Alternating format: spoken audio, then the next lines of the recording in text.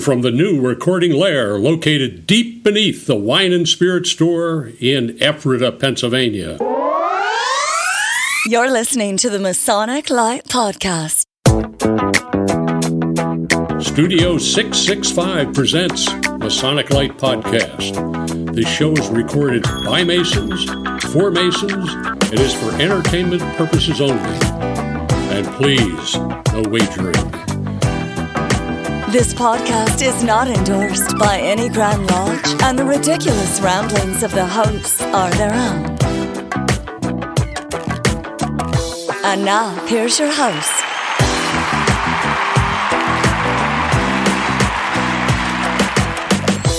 Welcome, everybody, and welcome to Masonic Light Podcast. We're at episode 129.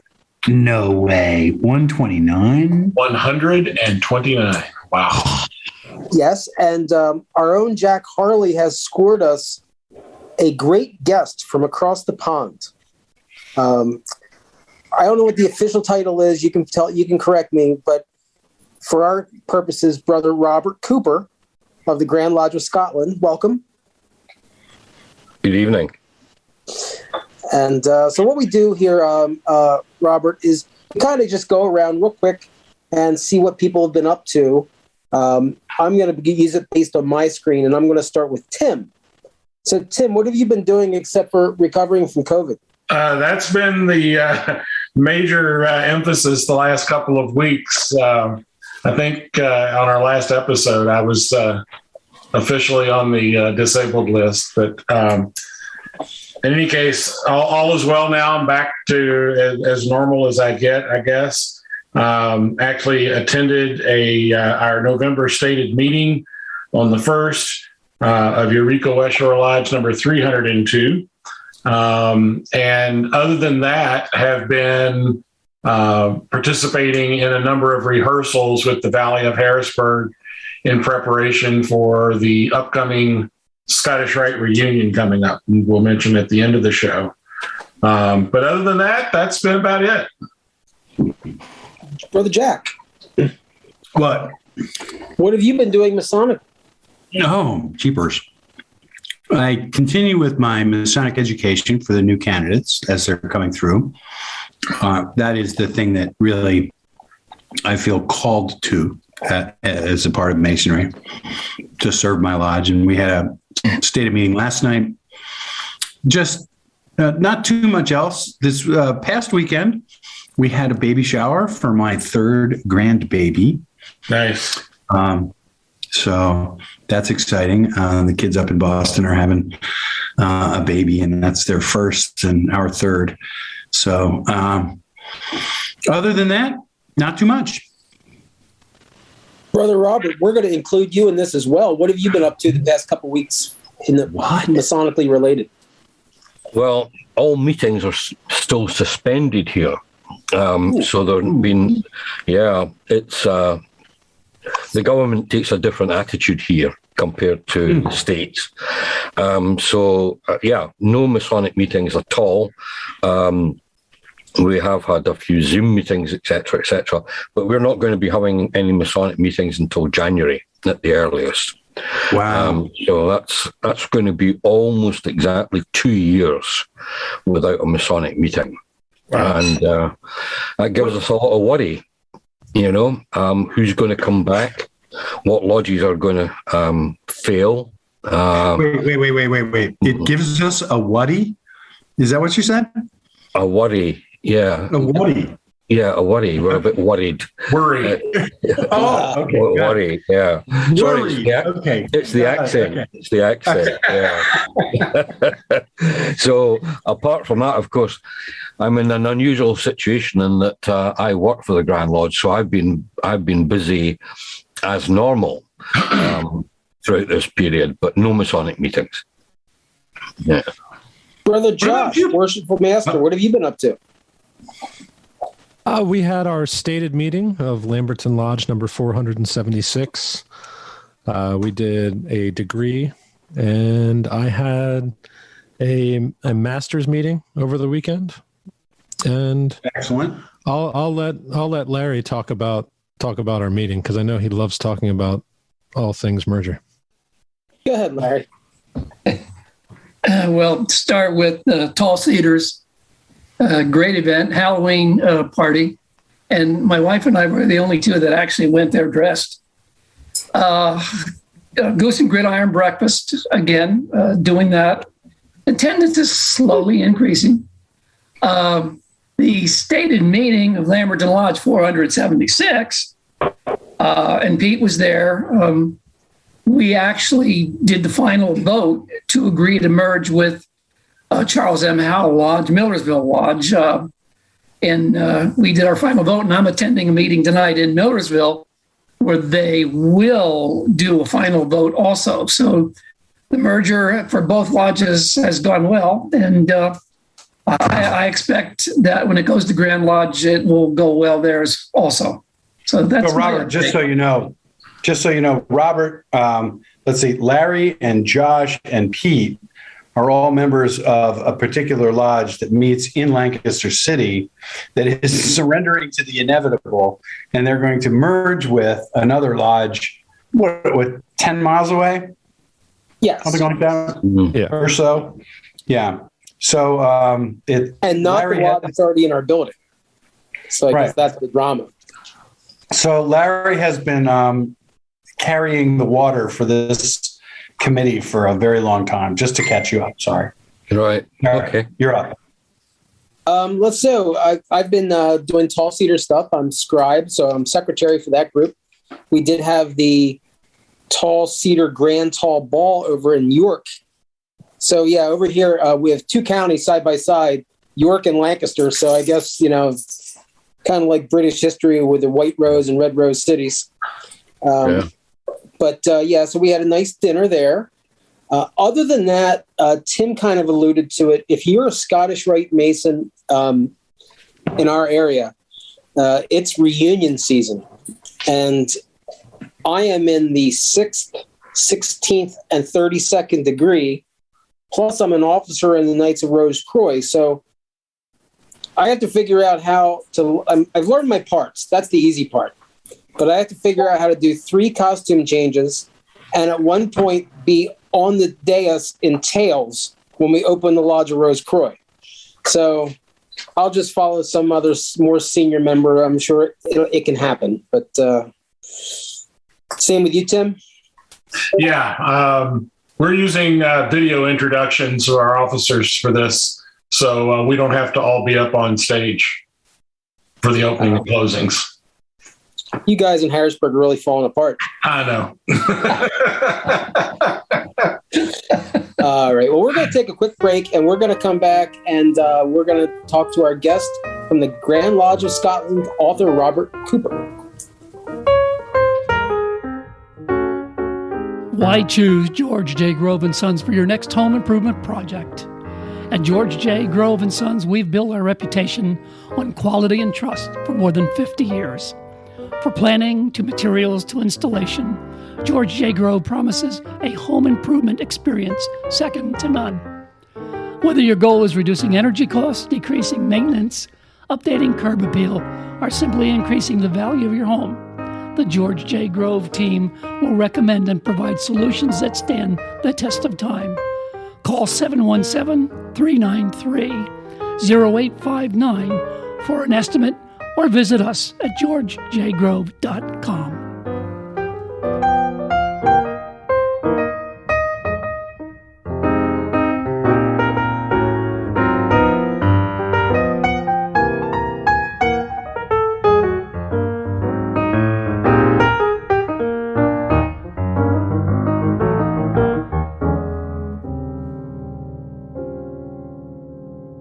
And we're back. And we're back with Robert Cooper, who is technically, I think, Robert, you are the curator of the Grand Lodge of Scotland. Is that correct? Mm-hmm. Exactly. Yep. And who does one have to pay off to become a curator of a Grand Lodge?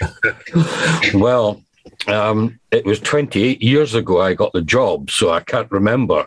There were all these hands out. That's all I know. That's right. But yeah, it was a long time ago. I think it was just a matter of being in the right place at the right time, to be honest. So 20 years, so 1994 it was. Now, how long were you a Mason when that happened? Not long, about 10 years. So no, not long in the tooth at all. But yeah, so 10 years or so. So you actually know a lot of friends of this podcast. You mentioned Tom Jackson. We don't know that he's a friend of the podcast, but he's a friend of a friend anyway. We did interview him. But we also think that you probably know Brian Hill. And if you listen to this episode, you will hear the dulcet tones of Brian Hill doing the introduction to our show.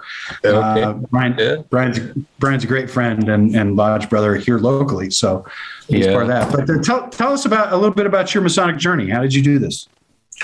Oh gosh, well, as I say, it was quite a long time ago. But my academic background is in history. In fact, Greek classical history. Yeah. So I was hearing stories about a very unusual history of my country, Scotland, that I'd never heard taught anywhere before, not at school, not at college, not at university. So I thought, well, how can there be two histories of a country? So I thought, I'm going to join this group and find out what they're talking about. And that was really my motivation. I didn't have any kind of family connection with the craft. I was just a curiosity on my part. So I became a member to find out what they were all talking about. And it was very interesting, I have to say, a bit weird, but interesting. Yeah, it's a unique group. Certainly, 38 years ago or thereabouts, it was a very odd group. But the fascinating thing for me is of course, that we now know beyond doubt that Freemasonry, as we know it, began in Scotland with the written records that we have. And for the last 28 years, I've been examining those very records, which begin in 1598. Lodge records begin in 1598 and they're continuous to the present day, for example. So that's a story that sadly I don't think is well known. It's not well known here, and that's simply because of 300 years of a different Grand Lodge telling a different story, and it's kind of hard to overcome 300 years of propaganda. A lot of noise, yes, sir. Yeah, so it's been my kind of my fate to try and explain that there is more to this craft than people realize. Well, I want you to know, Robert, this is just personal from me to you, that your voice is being heard because I've been awakened to that history that you're talking about. And that's become my personal passion now. And I'm working through the Pennsylvania Masonic Scholar Program. And at the end of it, I hope to put something together that kind of talks about the underpinnings of all of that, from Henry VIII through James I and on to the on to the Hanovers. It's a fascinating story, and you're right. I don't think anybody here knows it. Yeah, good. So what you've been. You've been in the craft for a time, and I know that you've held some positions within the craft. And in fact, one of our member, Brother Larry Merris, was actually inadvertently in England on the day that you were installed as worshipful master of the Guitar Coronati. Coronati, yes. Coronati, so tell us about that. What is how did you feel about that? And tell us about Well, it's very odd in some ways for a Scotsman to be a master of an English lodge. It doesn't happen very often. It certainly does not happen in that particular lodge very often, because it's the oldest lodge of research in the world. Its history goes back to, I think it's 1888, thereabouts. And during that time, there's only been a handful of Scots that have been masters. So it was a very odd sort of experience for me. But what I enjoyed was watching the shock on their faces when I kept lapsing into Scottish ritual, which is completely different from the way the English do it. And of course, with the accent as well, they probably had great difficulty not only understanding the ritual, but understanding the words that this guy was spouting. You know? So it was good fun. So, Larry, tell us about that day. Well, I attended that meeting, actually, and I forgot my apron. I didn't know we had to bring an apron, being an American, and they gave me one. It was a past master's apron because it was the only one that fit me. And I went into the lodge room, and we did all the work, and I was sitting behind the secretary's desk and the assistant, and they said something. They were talking to me, and I wasn't quite understanding what they were talking about. And next thing you know, some guys left the room. I'm sitting there. You come in, and you're being installed as worshipful master. I'm not a past master. I had no clue what was going on. So I'm sitting there, and midway through your installation, I'm thinking, oh, God, I'm not supposed to be here.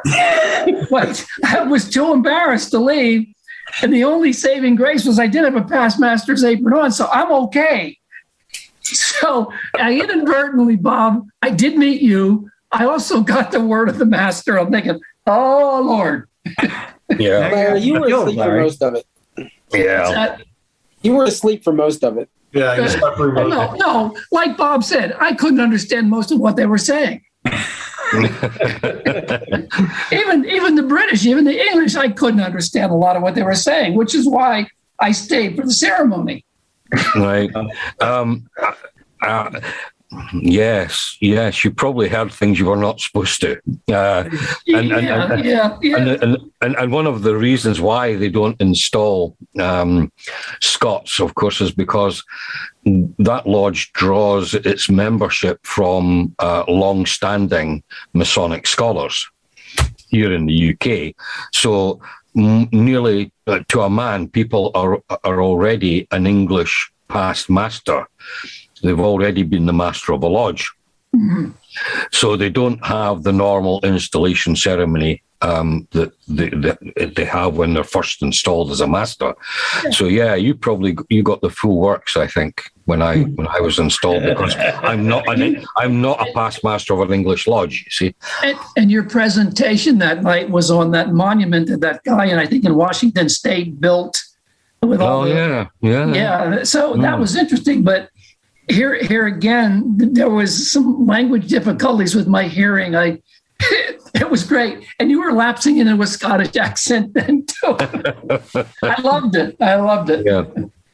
Well, at least if I remember rightly, I illustrated it. I had some pictures. Yes, you did. You did a show. Yeah. Yeah. And so images always help a bit, I think. It did.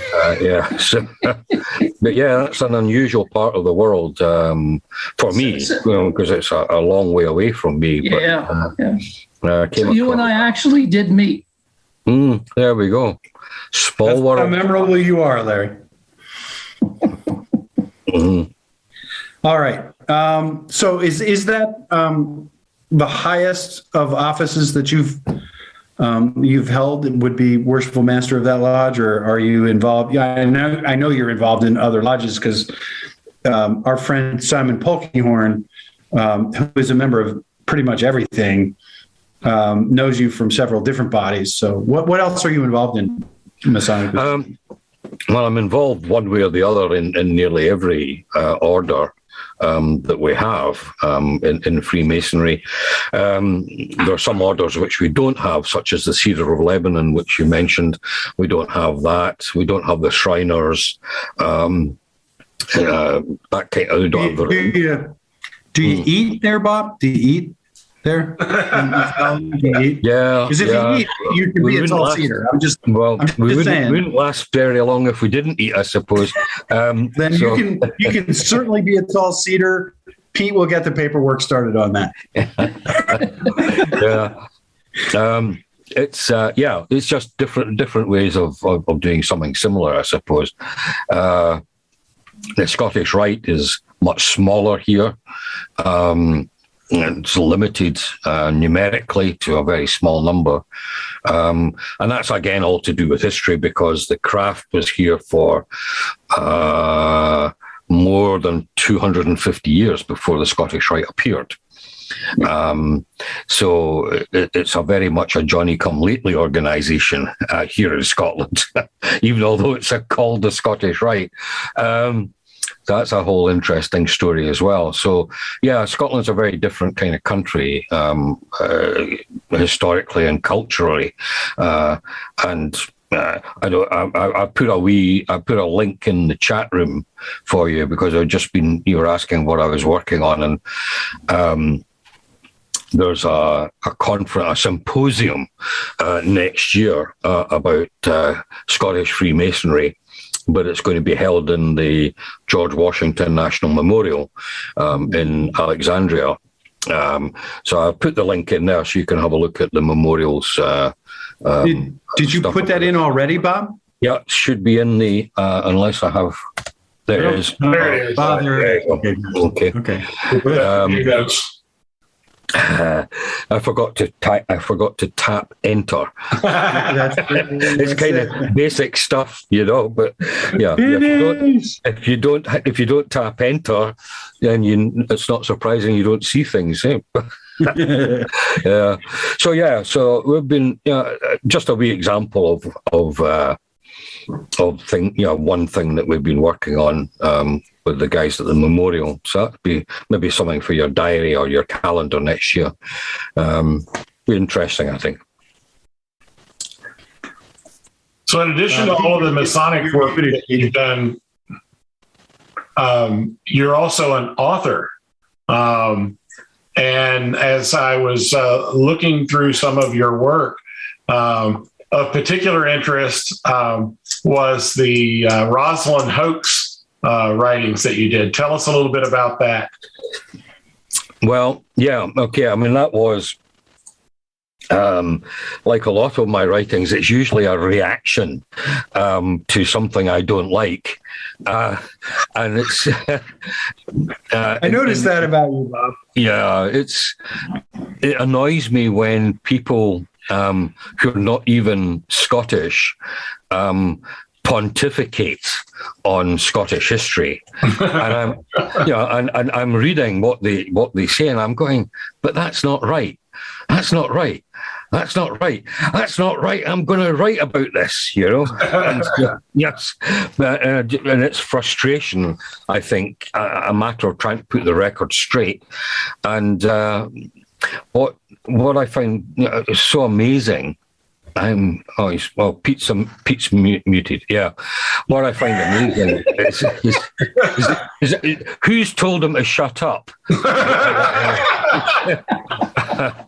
I have dogs making noises out of the microphone off, Larry. There's a reason. We have a new director for our show now.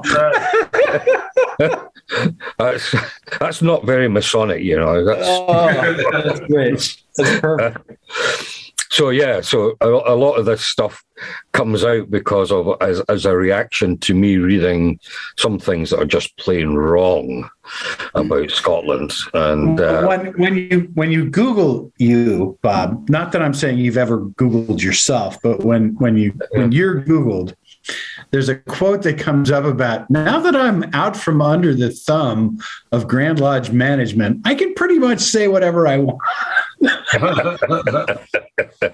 Yeah. So, well, that's right. I mean, the Scots are fairly well known for fairly blunt talking, I think, and so I've been allowed to get away with quite a lot over the years. So I'm maybe being a little bit unfair. But just a very interesting last 30 odd years, I have to say. Rosalind Hoax, it's a very dry book because it's kind of academic. It's got lots and lots and lots of footnotes, and that's deliberate because what I've done is completely the opposite from a lot of these popular authors who will write a book which is essentially op-ed, opinion piece. Whereas I did it from an academic point of view and said, now, there's all my sources, there's where the information comes from. Now, would you like to argue with me? And the answer is no, we wouldn't like to argue with Bob Cooper. You've seen what he's written, Yeah, but who's making more money on Netflix is the question. Right.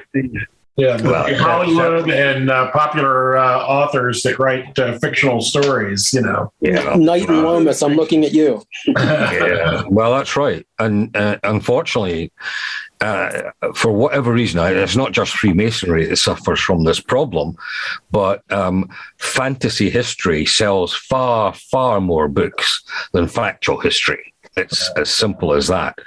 And I suspect most of you guys are of an age that will have seen this phenomenon before. And the best example I can give you is, do you remember the guy Eric von Daniken? Is God an astronaut? Chariot of the Gods and all that kind of stuff. And it was the same thing. It's what we call pop history. Popular history, where the guy cherry picks various facts, various images, and then weaves together a completely fantastic story, and it catches the imagination, and it's a good read, but it's just a lot of nonsense. I was about to be a bit more unsubtle than that, but anyway, I caught myself. When I was a younger man, I fed on that debating nonsense. So did I. It was, I thought it was brilliant. Holy Blood, Holy Grail. I read it in like 1981, when it came out. It was an interesting thing, and then it became Dan Brown, and then all of a sudden it blew up Freemasonry. But it's a whole different animal. So what else? So tell us about the Rosalind hoax. Just specifically, what is the Rosalind hoax, and why is it a hoax, and why do we all want to believe it? The basic fact is that a kind of a romantic story that involves the Knight Templars and Freemasonry, etc., is supremely attractive to us guys. And I mean, to be honest, we'll all have a place in our house where there are books. And I've got them surrounded here. I'm surrounded by books. Yeah, exactly. And so what you do is you go onto Amazon.com and you see a book by Knight and Lomas or whatever, and you buy it. You buy it and read it. And what happens to the book? If it's a lot of rubbish, a lot of garbage, do you take it but send it back to Amazon.com? No. You put it on your bookcase, don't you? It's another Masonic book and it goes in your collection. And so that's why these books sell in huge numbers, because we buy them and we don't send them back. It's a product that stays sold.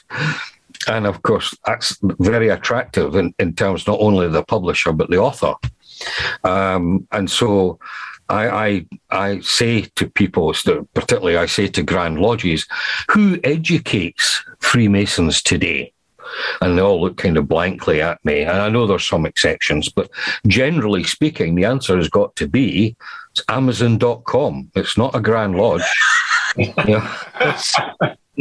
Yeah. So Amazon.com have taken over the leadership of Masonic education worldwide. Okay, it's all clear to me now. It's all a conspiracy to sell books. By the time I got to the third Knight Lomas book, even though I'm not an intellectual by any means, they were reaching. I mean, they were very, very reaching, and I never finished the third book. I'm like, that made me just throw away all their crap from the beginning. At the Historic Smithton Inn of Ephrata, Pennsylvania, we're pleased to serve the latest creations from Weathered Vineyard Winery, along with spirits from Thistlefinch Distillery in Lancaster, all to be experienced in the tasting room of a beautifully restored 18th century bed and breakfast. Cigars by D&S Cigar are available for your enjoyment in the courtyard. The Historic Smithton Inn is convenient to Lancaster County's most interesting attractions, just minutes from the Ephrata Cloister and the Green Dragon Farmers Market, and a short drive can get you to charming Lidditz, thriving downtown Lancaster, as well as Hershey, Bird in Hand, and Intercourse, or Valley Forge in Gettysburg. Whether you're looking for a romantic getaway or an active vacation full of sightseeing and attractions, the Historic Smithton Inn will be a welcoming oasis from everyday life, one that you'll want to visit again and again. Stop in and visit at 900 West Main Street in Ephrata, Pennsylvania, or check out our website at historicsmithtoninn.com, or simply call us at 717-733-6094. Just ask for Pastmaster Dave. We're back with Brother Robert Cooper, who is the curator of the Grand Lodge of Scotland and a fascinating Mason in all of that he has been through. Robert, let's finish up a little bit on this Roslin myth. Why is it a myth, and why do we believe it? Well, the bottom line is this: that all these authors, what they've done is they've taken what we call our traditional history. That is the history that goes with each branch of Freemasonry. So the traditional history of craft Freemasonry is all about the temple in Jerusalem and the famous guy that figures so largely in the Third Degree. Then you've got the story that is associated with the Royal Order of Scotland. The same goes for the Knights of Constantine, and so on and so on. So everybody's got a special, separate story. Each one. So if you're at a preceptory, you'll never hear anything about the Royal Arch. If you're in a craft lodge, you'll never hear a story about the Red Cross of Constantine. Everything is quite separate in Freemasonry. Each has its own history, right? What these guys have done is they've linked our history together in one big smorgasbord of stuff. But you never hear that story within Freemasonry. You think about it, you never get taught in Freemasonry about Roslin Chapel, the Knights Templar, craft Freemasonry, the St. Clair family, the whole kit and caboodle. You never get that as one big story in Freemasonry. But yet, that's the story that they have created and given back to us. So what is the real story? What is the real story about the link to Roslin? Well, when it comes to Roslin Chapel has been around for a very long time, as you know. It was begun in 1446. So it's a very old building, and that means it's got an old and long history to go with it. Today, and I think this is the major problem we have, today, more than 500 years later, coming up for 600 years, we do not understand what the medieval church was about. So the church 600 years ago was a very different kind of organization compared to today. And we don't understand the symbolism of the church. We don't understand the imagery they use. We don't even understand the language, which is substantially Latin, for example. So we don't understand what we're even looking at. When people don't understand something, they come up with some kind of an explanation for it. And of course, the Freemasons who looked at this building have imposed a Masonic interpretation on what they are looking at. So they look at the carvings and they say, oh, that looks very similar to Masonic stuff. So therefore, we think this building is a Masonic building. And of course, Yeah, and I understand. I can understand why you would do that, but of course, it's actually very bad history, because what you're doing is you're imposing something that is modern today onto the past. And history doesn't work like that.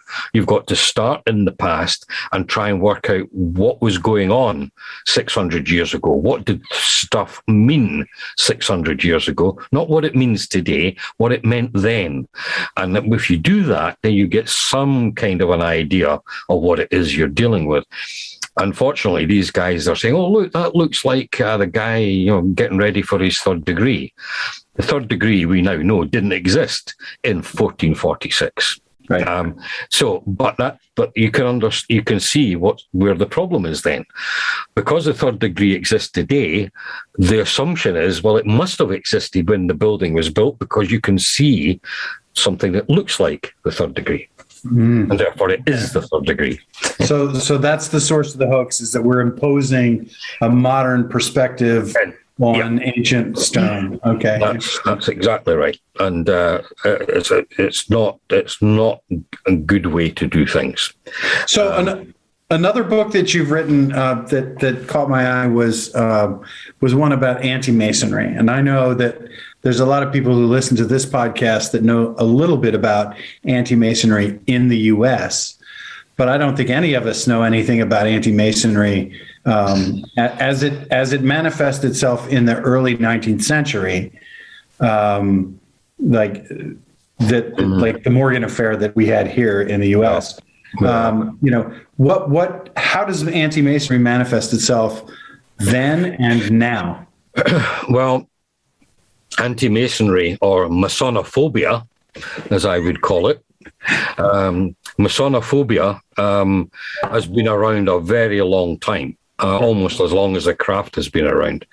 Now, the problem is, I think, that we're for a start, we're not understood, and neither is there a desire to understand. Because if you understand a particular group of people, then you might be sympathetic to them. You might have your prejudices turned on their head. So a lot of people don't want to know about Freemasonry. They want to have their prejudices confirmed. And that's not just Freemasonry that falls into that category, but again, that book was a reaction to what was going on specifically in Scotland and in England in the late 1990s. In particular, and I went back a little. Just so the listeners know, the title of the book is called The Red Triangle. And you can find it on that most hated of Masonic education sites, Amazon.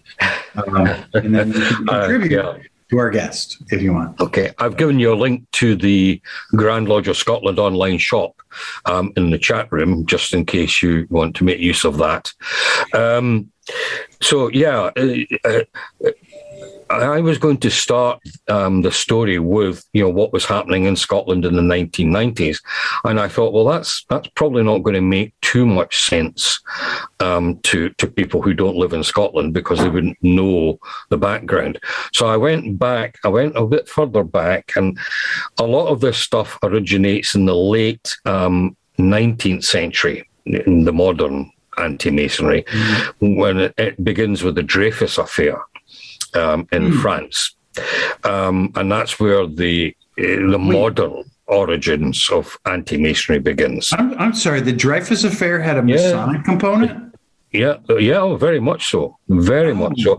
Again, this is the history that is unknown, and again, this is how people will perceive things that are taking place, and then they'll seek to understand it. I mean, very, very quickly, and I mean, it's very complicated, but the Dreyfus affair, Dreyfus was a Jew, senior army officer.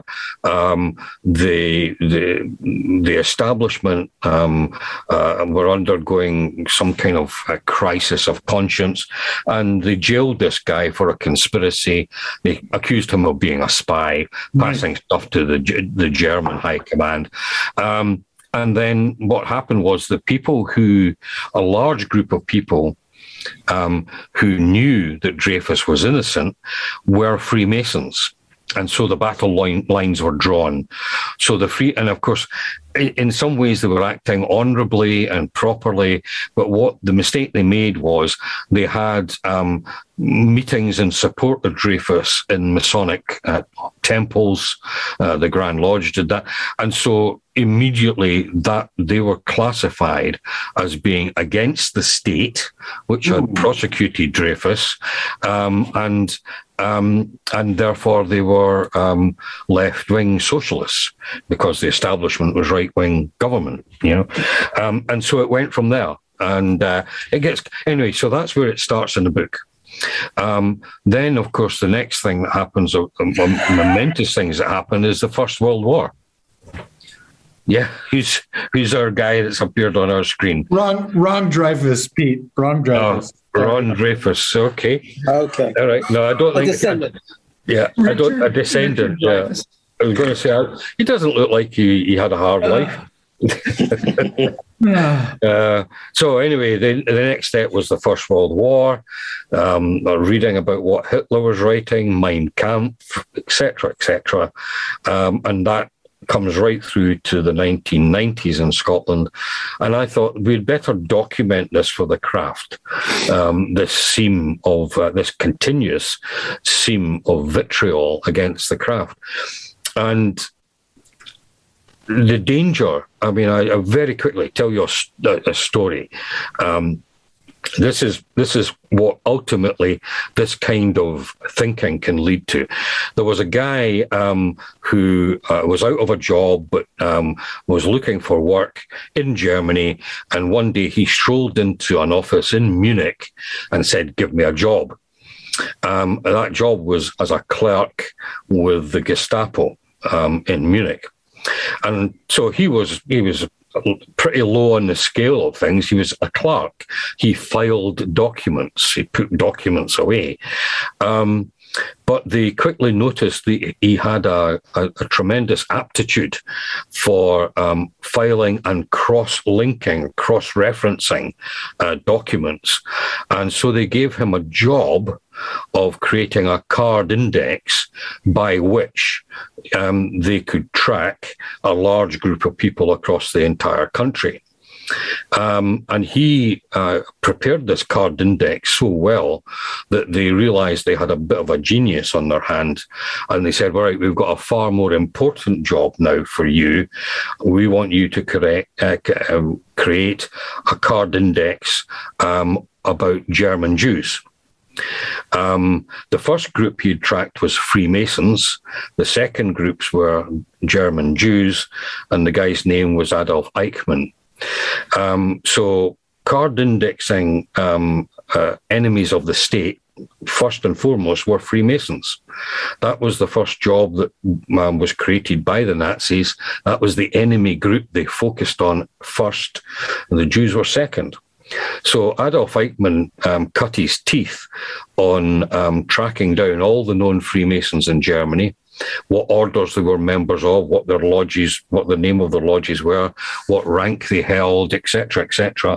And only then did he move on to the Jews. So that's the kind of stuff that's in that book, The Red Triangle. Other interesting things like I'm trying to remember his name. This is terrible. The Grand Master of the Grand Lodge of the Netherlands, or the Grand East of the Netherlands, as it's called. He was a retired Dutch army general who realized that the Nazis were going to invade Holland, or invade the Netherlands. And before the Nazis invaded, he moved all the Grand Lodge money, all the various bank accounts. He took all the money out of these accounts.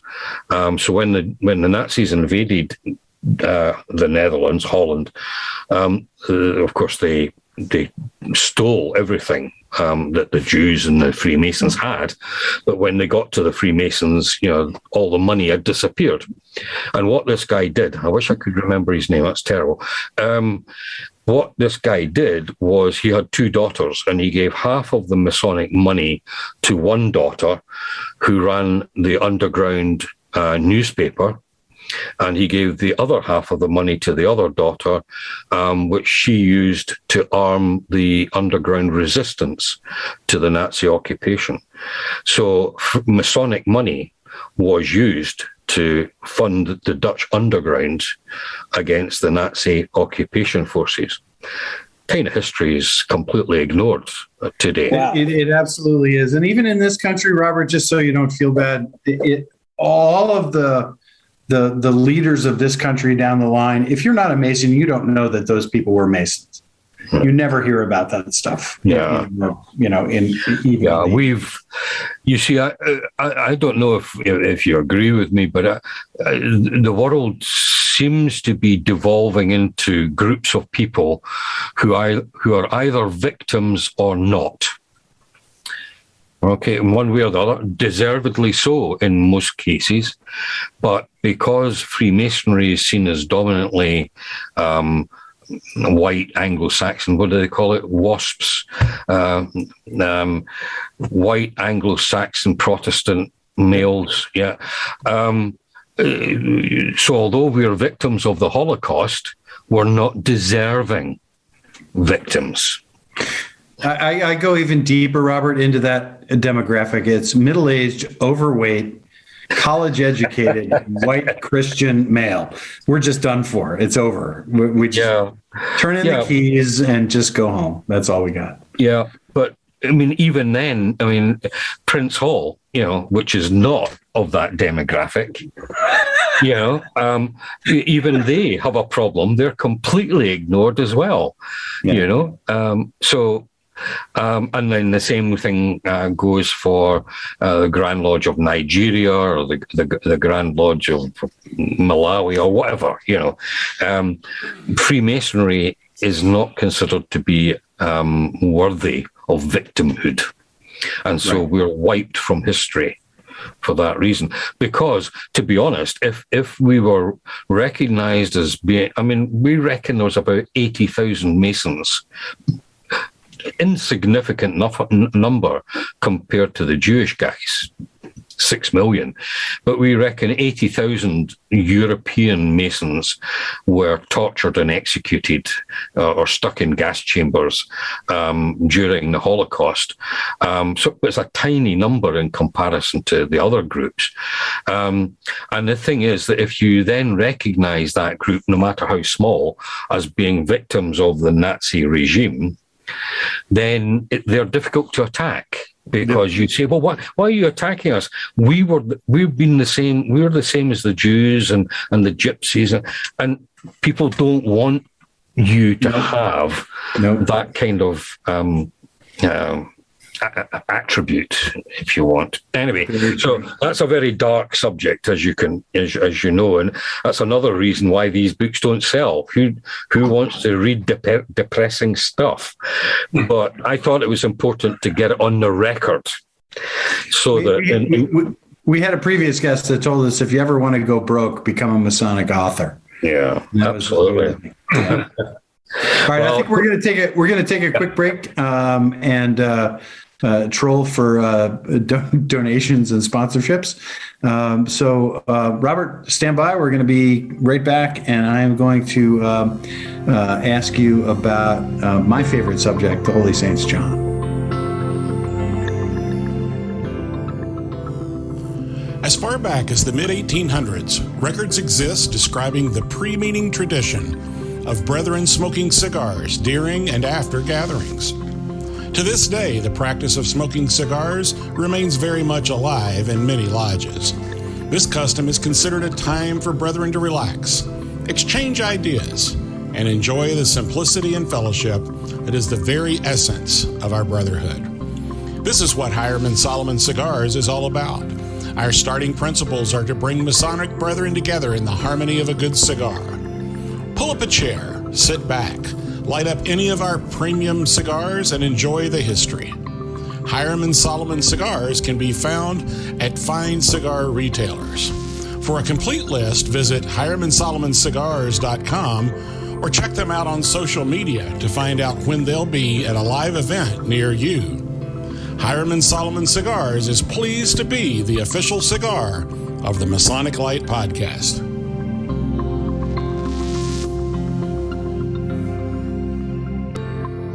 And we're back with Robert Cooper, who is joining us. It's like 3 a.m. over there in Scotland right now, but we don't care. We're going to keep him up for another couple of hours. Robert, there is a subject that you have written about. I've seen a paper that you've done on Facebook. God help us all. And it was inspiring because when I joined the lodge, one of the first things that just struck me as unusual was, who is this Holy St. John and why are we all here? And you've written something about that. And I took it as gospel, swallowed the hook all the way down.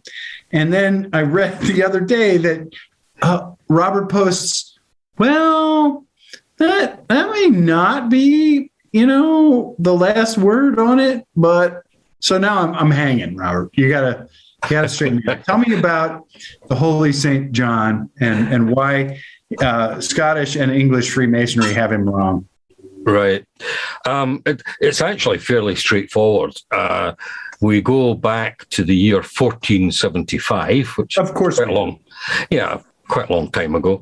And what happened then was, in that year, the city of Edinburgh gave a charter to the Masons, and that's the stonemasons of the city. And at that time, of course, the Roman Catholic version of Christianity was the only version around, and part of the deal to get this charter from City Hall was to agree to undertake certain duties. And one of those duties was a requirement to service part of the church, the cathedral called St. Giles. And the part of the church that they were given to service was the Isle of St. John. And so right away, I think, well, yes, there you are, St. John. Now we know where the St. John comes from. But of course, as we know, there are two St. Johns, St. John the Baptist and St. John the Evangelist. St. John the Evangelist Day is the 27th of December each year, and St. John the Baptist is the 24th of June each year. And so, well, which one was it? Because in Scotland, we only have one, not two. So that's a bit of a conundrum. Now, what happens was this charter that is given to the stonemasons makes it very clear that the main, and so I'm changing my position again here slightly, the main St. John is the evangelist, and the Baptist is mentioned, but he's in a minor capacity. And you can see why St. John the Evangelist is known personally to Christ. He's one of the patron saint. No, not patron saint. Yes, that's right. He writes one of the Gospels. John the Baptist does not. So St. John the Evangelist is very much the dominant partner in the two St. Johns. So understanding, again, this is a great example of why today we do not understand how the medieval church worked. Like human beings everywhere, why not have two people in the one aisle that's being serviced by a group of people? So you get two for the price of one, essentially. Yeah, that's right, exactly. And so so St. John the Baptist does not feature in Scottish Freemasonry, but let me put it this way: when the Grand Lodge of England is founded, which day of the year would you prefer? The 27th of December, when the days are very short, dark, wet, and cold, or the 24th of June, when the days are long, bright, sunny, and warm? Which day would you choose to have your annual meeting? Well, of course, the Scots chose the 27th of December, didn't they? So that's why we have St. John the Evangelist here in Scotland, because we're slightly mad. And the sensible English chaps said, no, it's obviously got to be St. John the Baptist. And in fact, when the Grand Lodge of Scotland was founded a few years later, they chose, the people who were forming the Grand Lodge of Scotland chose St. John the Baptist because they knew that only sensible people would choose the Baptist and certainly not the Evangelist until they were put right. Yeah, until they were put right by the stonemasons of Scotland, who said, no, you've got it completely wrong. and if you don't fix it, we're leaving. Oh, nice. Yeah. The operatives have us after all. Nice. Yeah, but the Grand Lodge had got themselves in a fix when you think about it. They told the world that they were going to be having their annual meetings on the 24th of June, St. John the Baptist Day. Now they were being told by a bigger group of people that they were wrong. It was supposed to be the 27th of December. So they're going to upset one side or the other. So that's why the Grand Lodge of Scotland, as far as I know, is the only Grand Lodge in the world that doesn't have either St. John as the patron saint. The patron saint of the Grand Lodge of Scotland is St. Andrew. Well, right. He's the patron saint of Freemasons, of stonemasons, right? He's the patron saint of Scotland. So they basically got out of the fix by saying, okay, because we're Scottish, we'll have neither St. John, we'll have a St. Andrew. But so St. John, patron saint, St. John the Baptist or Evangelist, doesn't feature at the Grand Lodge of Scotland. Well, I'll share with you. So I'll share with you after the fact my views on the new logo for the UGLE, which I think is an abomination. But anyway, listen, we're gonna Tim. Just on the aside, I think you said something earlier about making this possible. What did you mean when you said something about making this podcast possible? Well, we certainly couldn't do it on our own. We are supported by some wonderful folks who contribute actual money to us. Real money, not that fake Bitcoin stuff. Not that Bitcoin stuff. That's right. Our patrons on Patreon, we are grateful for their support. And you too can join this great group by going to patreon.com/Masonic Light Podcast. And for as little as $1 a month.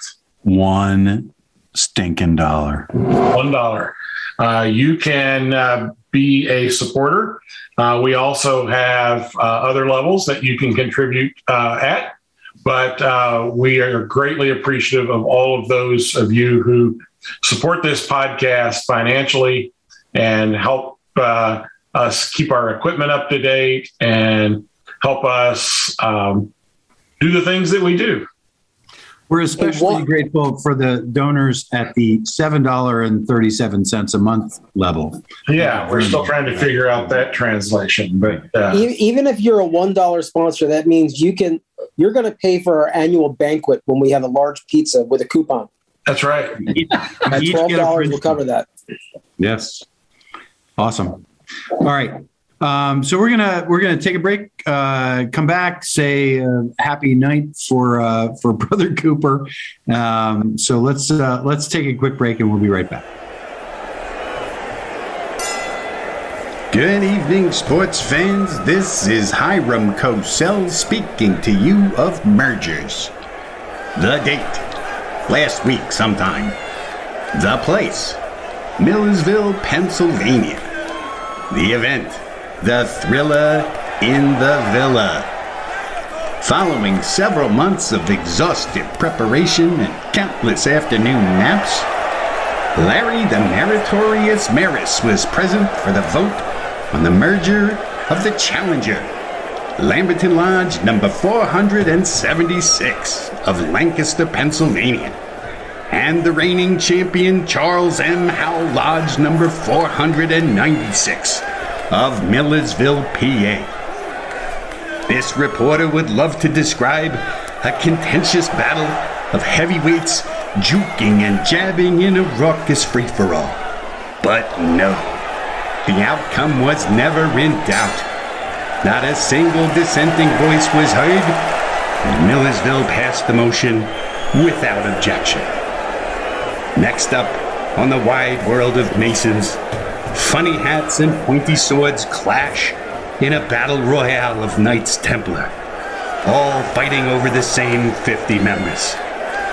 That's the Masonic Sports. Have a great day. We're back. We're going to finish up right now with Dr. Well, I don't know. Is it doctor? It's not doctor. Is it doctor? No. It's just Robert. It's Brother Robert. Brother Robert. Yeah. Brother Bob has been very patient with us who really don't know what the heck we're doing. But he does, and we're just riding on his coattails. So it's awesome. Bob, thank you very much for being with us. Anything you would like to share about your books, your museum? I do plan at some point to get to Edinburgh, so I'd like to visit the Grand Lodge Museum and all that good stuff. Tell us a little bit about that before we go. Well, one of the problems of being one of the oldest Grand Lodges in the world is that we've got lots of stuff everywhere, and looking after a load of stuff is a problem. We, for example, we decided quite a long time ago to start to digitize our earliest records. It's never going to be finished in my time, but at least a start has been made. As I said earlier, with the records beginning in 1598, there's still a long way to go. But in terms of the membership records, one of the things that's been revealed to me is the extent of Scottish Freemasonry across the world, because as I go through these records, I keep coming across some wonderful information. So, for example, I come across an entry for Lodge St. Andrew in Boston, Massachusetts, with the first name of Paul Revere as secretary and Joseph Warren as the master, and so on and so on. And so, so these were Scottish Freemasons a long time before the Grand Lodge of Massachusetts comes into existence, of course. So when you look at stuff like that, you think, well, many people over hundreds of years have thought this craft a wonderful organization worth being a member of.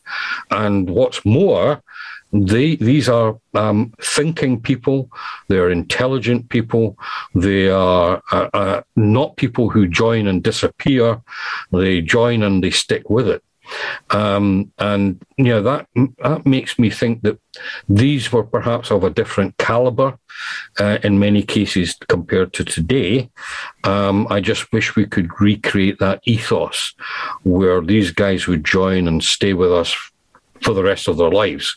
Your mouth to God's ear, my brother. Yeah. So that's something we should be working on, because that history can often speak for us in that sense. And so we should be using that to a better advantage. And, perhaps sometime in the future, we could get some kind of working plans drawn up as to how we could progress that idea. Very good. Well, Brother Robert, it's been an honor. There's no other word for it. It's been an honor to have you with us. We're completely unworthy and bow before you. But thank you for being here with us and sharing some of these insights. We may reach out to you again at some future point, and if you don't throw something at us, that'll be good. So we're gonna go around the horn again. Why don't Pete? What do you got going on for the next couple of Masonic weeks? Oh, let's see. I've got a lot going on. This weekend, I'm going away to an event that we can't talk invite about. Only for an invite-only body. for the whole weekend. And then next week, I have to do my duty as district deputy for Grotto. And I have to go to the remote part of Pennsylvania called Warren, Pennsylvania. Yeah, I mean, I can't even give you the Scottish equivalent, but this is like in the middle of nowhere. It's just in the middle of the woods. And like I said, I'm working on 3 different degrees in the Scottish Rite and trying to get all of our books done for the end of the year for Tall Cedars. And then Larry wants me to help out with this new lodge beautification committee. So just too much on my plate. Larry, what do you have going on? Larry. Larry's, Me? yeah, you're the Larry, yes. Going to a lodge meeting in Millersville tonight because I was invited. Also, continuing Tall Cedars, continuing the merger. This merger stuff seems to go on well into next year. Yeah, you're right. Plate's full. I'm doing this 17th degree in Scottish Rite as well. Speaking And of stage plates, crew. And I've been notified by the new stage manager that we're limited on number of people, so they expect me to lift and move things around. oh no. Do they know you at all, Larry? This guy doesn't know. That's it. Tim, All right. Tim, what do you have going on? Tim, do it. As Pete mentioned at the beginning of the broadcast, Scottish Rite reunion season. Obviously, several of the valleys will be having their reunions coming up the week that this episode drops, so the 19th and 20th of November. And then we move right into December, where all of our lodge officers will be changing for the first time in 2 years in many cases. So I know our own Josh will be moving to the realm of past master, I think. And so anyway, we've got that coming up. And then just a couple of items that are coming up kind of beyond the 2-week window. On Saturday, the 18th, given our topic this evening, there's actually one of the Grand Lodge online Masonic education trainings that will be going on Saturday, the 18th, where Brother John Minot, I believe it is going to talk about the history of the Grand Lodge of Pennsylvania and its connections to the Grand Lodge of Scotland, as well as connections to our English brethren as well. So we've got that coming up. And then, of course, on the previous mention, December the 27th, we will be installing a new Right Worshipful Grand Master, Brother Jeff Wonderling. And so that's upcoming. All right, Bob, what about you? What's going on in your Masonic future? Oh, a few things. Tomorrow I'm giving a presentation on Scottish Freemasons who were prisoners of war with the Japanese, held by the Japanese in 1942 onwards, and ended up on the Burma Death Railway, etc., etc. In January, I'll be in Texas. Wait. I'm going to interrupt you. Is that like the lodge over the River Kwai? Similar. It's not so well known. It's a prisoner of war camp called River Valley Road in Singapore. Wow. Yeah, and so I've actually been there and seen where they were. The camp's not there, but guys had a pretty tough time. But I've researched all the individuals who were the founder members and some quite tragic stories. But man, that's awesome. Good for you. Thank you for keeping that history alive. Yeah. And what's going on in Texas? I go every January. There's a lodge there that was founded by Scots called Lodge Robert Burns. No. So, geez. Scots, a Robert Burns Lodge, and they have a Burns supper every year in January. So I go there to try and show them how to do it properly. Yeah. And, it's good fun. It's good fun. Good guys. In March, I shall be in New Jersey. Guest of the Grand Lodge of New Jersey. July, Toronto. September, Greece, and there's others I can't remember. Well, should you happen to be in the area, we're in Lancaster, Pennsylvania, and we would love to have you drop by the studio. So I'm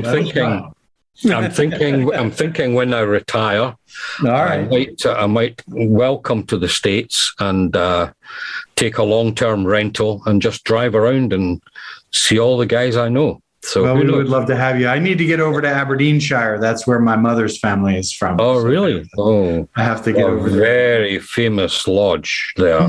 Oh, is that right? With very strong, very early Masonic connections with the United States. Oh, fantastic. I'll touch base about that. Very good. All right, Josh, you don't have anything coming up, do you? We have. We're going to be having a practice for installation of officers because we're doing that at the School of Instruction. However, I don't think we're going to be doing installation in December because we're in the merger process. Of course, our actual installation will occur in January after Grand Lodge, if they approve the merger, handles everything at the quarterly. So cool. Our line has already been voted on as part of our merger process. So until the new lodge is officially in effect, we're not doing an installation. Are you going to take them over? Is it like a coup d'etat thing that we should know about? No. It's a very, very amicable, great merger with two lodges that really like each other. Nice. Unlike most mergers. Yes, I'm just joshing. So you didn't put me in any office, did you? I'm just checking. Oh yeah, you're the secretary. For the next 25 years. Yeah.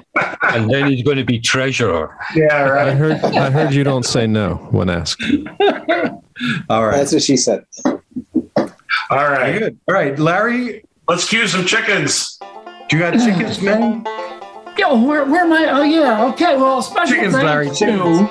Get us out of here. Effort Lodge 665. We're providing a great studio to our producer director Josh Lamberton for always doing a great show. And Robert, when you listen to this, it's not going to sound anything like we just did. It's going to be much, much better with commercials. Josh is also to Jack Harley, our news director. Sports editor. Tim Dedman, our marketing director, and our Masonic Light contributors, Michelle Snyder and Doug Maddenford. And I do have a story to tell, and I don't know, you can cut it out if you think it's not appropriate. I was at Nick's the other day, and I was having a beer, and I heard three surgeons talking about operating on people. And the one surgeon said, I like to operate on electricians. He said, everything inside is color-coded. The other surgeon said, I like librarians myself. He said, because everything's in alphabetical order. And the third surgeon says, I like to do politicians, actually, because there's no guts, no backbone, no heart, and the head is interchangeable with the ass. Larry saying, that's actually a good one, Larry. Good night, everybody. Thanks again. Good night. Bye.